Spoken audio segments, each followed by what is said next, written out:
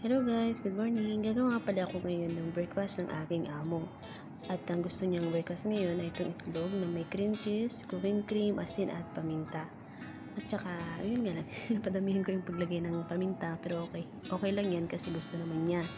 At ayan, pinaghalo-halo ko na. Yung halo-halo ko, mga nasa 30 second or 1 minute ko ito yan na hinalo para mawala yung hangin ng itlog. So, ayun, pirinito ko na yan. Dapat ang pagkaprito niyan ay yung flat na flat. Kasi ayaw ng amo ko yung lumulobo na itlog na pagprito. Dahil sa una yan, pinainit ko muna yung kaldero.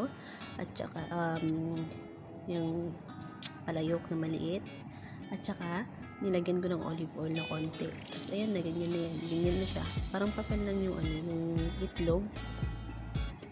Kasi ipapalaman niya dun sa tinapay na makunat.